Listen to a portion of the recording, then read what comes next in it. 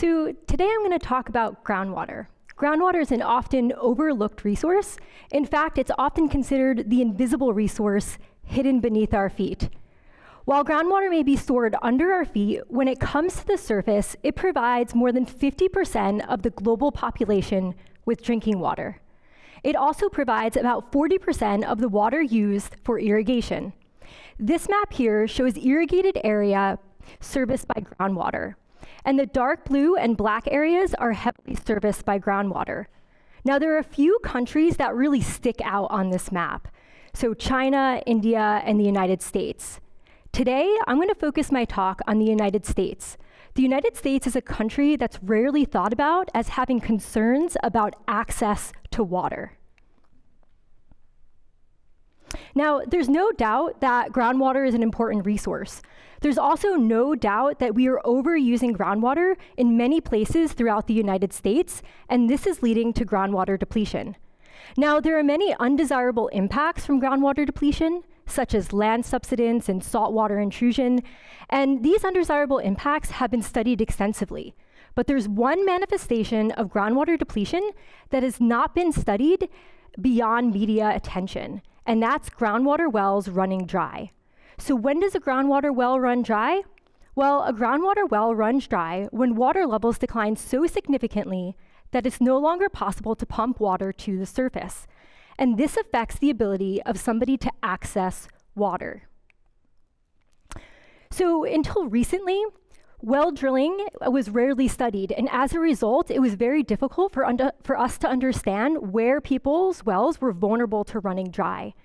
What this means is that we didn't know where groundwater wells were constructed, we didn't know the reasons for which they were constructed, and we didn't know the depths to which they were constructed.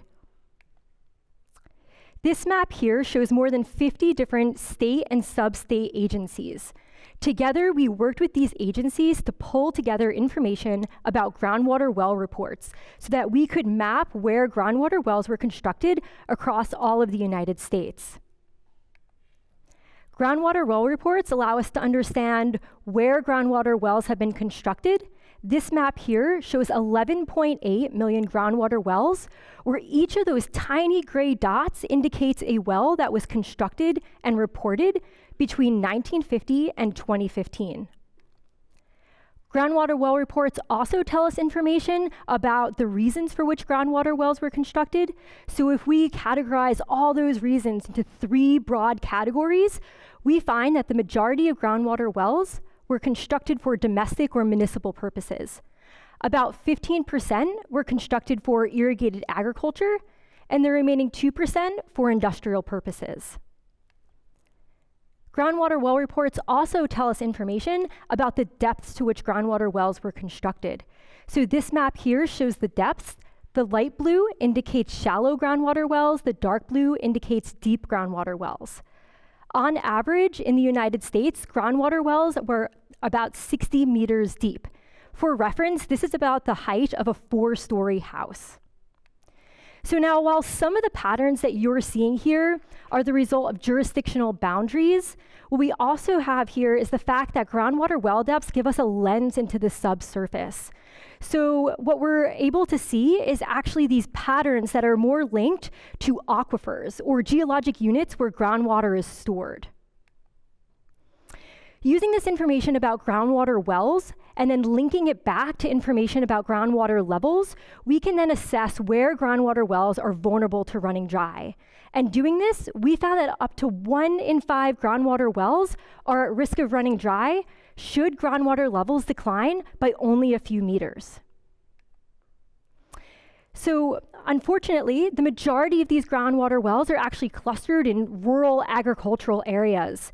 And these areas are isolated from urban infrastructure. And so households bear the brunt of the impacts of groundwater depletion because they have to service their own private wells and they cannot be connected to public supply systems. So what can we do when the well runs dry? Well, one way that we could adapt to groundwater wells running dry is to construct a new well that's deeper than the old well. And so we wanted to understand how often this was occurring. So not only do we have information about groundwater well depths, but the groundwater well reports also tell us information about when groundwater wells were constructed.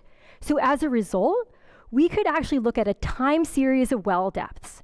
So let's go to Stockton, California. Across the x-axis, you see time. Along the y-axis, you see depth in meters below the land surface. And each of the dots that you're seeing on this plot right here is a groundwater well construction event, such that this groundwater well was constructed in the year 2000 at a depth of 100 meters below the land surface. So this map here shows the rank correlation of time versus well depth across the entire United States. And so let's talk about some of the trends that we're seeing here. The light gray areas indicate little to no trend. The blue areas indicate that newer wells are actually shallower than older wells. And the orange and red areas indicate that newer wells are deeper than older wells. So just with a quick glance across this map, what we see is that it's a patchwork of trends. But what we also see is that there's more orange and red than blue. And so generally speaking, people are drilling deeper wells more often than they're drilling shallower wells. Now, there are many reasons why people could be drilling deeper wells. We have improved technologies, so we could drill deeper today than ever before. We also know that people drill deeper wells to avoid pollution, so maybe folks are drilling deeper to avoid shallow contamination. Then there's regulation. What we know is that in some cases, deep aquifers could be exempt from regulation. And as a result, this could be incentivizing people to drill into deeper aquifers.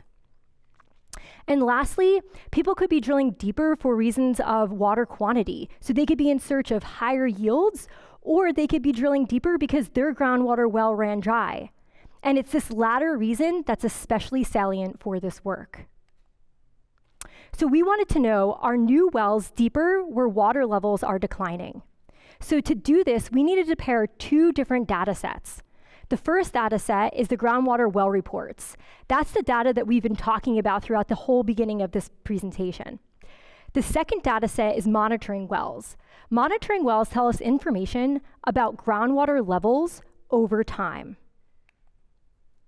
So what's really great about these two sets of data is that we can address a continental scale challenge like groundwater depletion with local scale data. And the reason why this is really important is because our subsurface is extremely complex. So we need to have a good understanding of what's happening at the local scale. On the right-hand side, you could see a satellite image. The blue dot is a monitoring well with water levels between 1950 and 2015. The yellow dots are constructed groundwater wells during that same purpose within a 5-kilometer buffer surrounding that monitoring well. So we needed to pick a 5-kilometer buffer because it was a bit of a Goldilocks approach. Again, we needed a buffer that was big enough that would allow us to get statistical samples that we could run statistical analyses on, but small enough that we would be able to basically capture that local heterogeneity or the complexity underneath our feet. So again, let's go to Stockton, California. The blue area that you're seeing here is the water level time series. And over the period of interest, what we see is that groundwater levels declined at a rate of 3 meters per decade. The yellow circles that are popping up here, those are those groundwater wells. And over the same period of interest, the groundwater wells got deeper at a rate of 7 meters per decade. So what we see in this area is that groundwater wells are getting deeper at a rate that is twice the rate of declining water levels. So what this could be indicating is risk aversion or worry that groundwater levels are going to continue to decline over time. So we could do the same exact local scale analysis, but now at the regional scale. So across the x-axis, we have well completion depth trends. Anything that plots on the left-hand side indicates a shallowing trend. Anything that plots on the right-hand side indicates a deepening trend. Along the y-axis, we have the water level trend. Anything that plots across the top is going to be a rising water level. Anything that plots across the bottom is going to be a declining water level. So near Stockton, California, what we saw was that people were getting deeper over time. So we would expect to be on that right-hand side. We also saw that water levels were declining over time, so we would expect to be across the bottom 2 quadrants. And sure enough, we're in that lower right-hand quadrant, which indicates that groundwater wells are getting deeper over time and water levels are also declining over time. So again, what's great about this data set is that we can expand it to regional and continental scales. So on the left-hand side here, you're seeing a zoomed out satellite image where the blue dots are monitoring wells with water levels, and those yellow circles are the 5-kilometer buffers. So we could do this exact same analysis for an entire region, in this case, the Northern Central Valley or the Sacramento Valley. So if we do that, what we see is that 83% of sites fall in the lower right-hand corner, where a site is a monitoring well with water levels, this case during the 2000 to 2015 period, and nearby constructed groundwater wells during that same period. So what we see overwhelmingly is that the majority of monitoring wells show declining water levels, and nearby, the majority of groundwater wells are getting deeper over time. So we could do this exact same analysis for aquifers across the United States. Today, I'm going to focus on 2 key aquifers, the Central Valley in California and the High Plains Aquifer, which spans a number of states. So I picked these 2 aquifers because they're important both domestically and internationally. The Central Valley provides about 1/4 of the nation's food, and the High Plains Aquifer provides about 1/6 of global grain production. Now, in the next few slides, what you're going to see is a number of the sites are going to be colored based on the state that that portion of the aquifer belongs to. So let's start with the Central Valley. So on the left-hand side, I've broken down the Central Valley into 3 different regions. And what we see is that regardless of the region, we're always in that lower right-hand quadrant. We're always seeing the same pattern, and that pattern is that groundwater levels are declining and wells are getting deeper over time. This is very similar to what we saw with Stockton, California. And in fact, if we actually take a little bit closer of a look at what's happening at the subsurface, what we see is that in this area, we have an alluvial aquifer or a sandy aquifer. This is a subsurface profile that really allows us to continue to drill deeper over time. In this area, the limits to drilling deeper are not a function of the hydrogeology or the subsurface characteristics. Instead, they're a function of economics. And this is where we start to get into the haves and have-nots of water. People don't have the money to drill the new wells, and that's the biggest problem. This is a quote from Jim Smith, whose well ran dry because groundwater levels declined. It turns out that groundwater wells are expensive. A new domestic well can cost tens of thousands of dollars, a new agricultural well can cost hundreds of thousands of dollars, and a new municipal well can cost more than $1 million. And this is just the construction costs. What we also know is that it takes energy to pump water to the surface. Energy requirements increase with every foot that water is lifted. So as groundwater levels decline, it takes more energy to put that water to the surface. What we also know is that deeper wells have deeper water levels.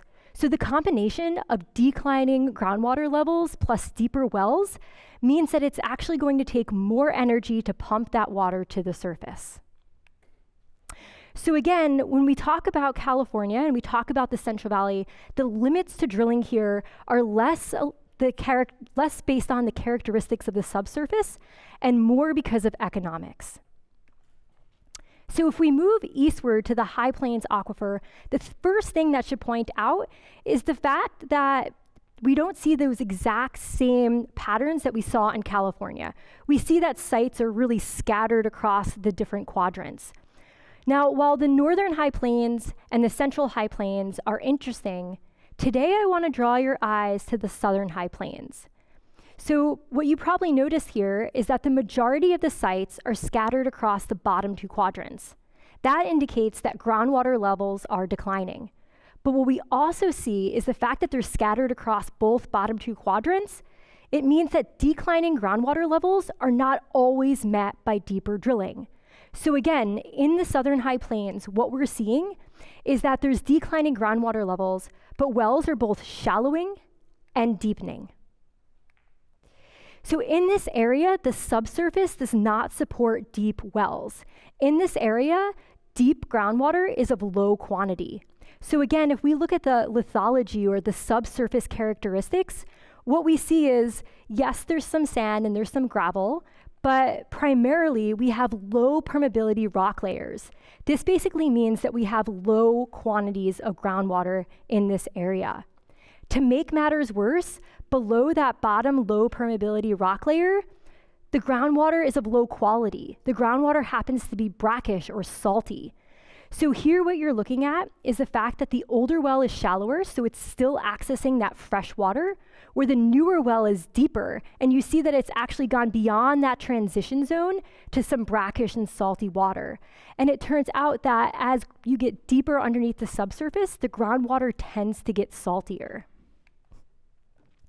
Now, it doesn't mean that we can't actually use this water, but what it does mean is that we need to treat the water. So again, this is an additional cost that users have to face. Additionally, when we pump that water, what ends up happening is that salty water ends up migrating. So basically, we could be pulling that salty water up to the surface. So are new wells deeper where groundwater levels are declining? Not everywhere. So we see generally that wells are not getting deeper everywhere where groundwater levels are declining. And as a result, groundwater wells are running dry. We also know that groundwater wells are expensive. They can cost tens to hundreds of thousands of dollars. We know that the deeper that the water level gets, the more energy it takes to pull that water to the surface. We also know that it's not feasible to actually construct deeper groundwater wells everywhere because deep groundwater could be of low quantity, but also low quality. We also know that these burdens are especially centered in rural agricultural areas like the one that you're seeing in this video here. In particular, we know that these impacts are hitting places like California's Central Valley. And to really drive home this point, I'm going to show a 1-minute video that basically highlights the impact on the people on the end use side of things. We have had almost 2 months with no water. Thank you guys. The way we discovered our water well went dry was I went to use the restroom, and when I flushed the toilet, nothing but dirt came out.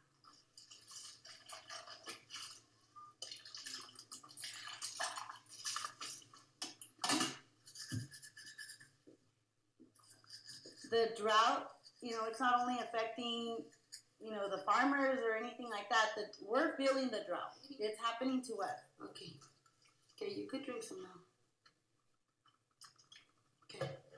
Just here down the road, there's orchards behind us. Well, here we are with no water pumping out of our pump, but yet the orchard people, their orchards are drowning in water. And that's upsetting. That's upsetting to see because it's like, well, I understand they need to get their crops as well, but then, we're a family, we have children, and we need that water.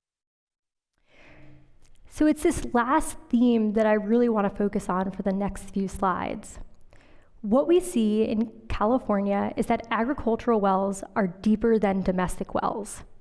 On the right-hand side, you see a map of the Central Valley, and that map shows the median agricultural well depth minus the median domestic well depth. And any of the grids that are colored in green indicate that agricultural wells are deeper. And what you see overwhelmingly throughout the Central Valley is that agricultural wells are deeper than domestic wells. So if deeper wells are a stopgap, what can we do? Well, in 2014, California passed the Sustainable Groundwater Management Act, or SGMA. And SGMA gives local control to agencies to develop sustainability goals that they're putting into sustainability plans. A key component of SGMA is quantified management thresholds. These quantified management thresholds could be used to protect groundwater users. So for example, if this is our quantified groundwater management threshold, the well on the left-hand side is not protected. The reason why it's not protected is because its well bottom is above that threshold. On the right-hand side, that well is protected, and that well is protected because its well bottom is below the threshold. So we reviewed 108 groundwater sustainability plans with management thresholds. And what we found is that overwhelmingly, very few actually considered who is and who is not protected when they established their management threshold. And so it was not surprising when we found out that 60% of agricultural wells and 63% of domestic wells are not protected given each plan's management threshold. But it's not all doom and gloom. What we also found is that stakeholder integration predicts protection. So what does this mean? This means that in plans where stakeholders were actually integrated into the planning process, those stakeholders ended up being more protected. They were more protected from groundwater depletion. So in summary, groundwater is critical for both households and agriculture. We also know that groundwater is being overused, and this is leading to groundwater depletion and wells running dry. We know that constructing new groundwater wells is a stopgap or a short-term solution because it's expensive and it's also not feasible everywhere. We know that the burdens are felt particularly in rural regions where there's a limited ability to adapt to alternative water supplies. But we also know that there's strategies to minimize the impact of groundwater depletion. In fact, we know that when we integrate stakeholders into planning processes, they're more protected from groundwater depletion. As a result, if we decide that we're going to integrate stakeholders into planning processes, we have the ability to ensure everybody has access to water. Thank you.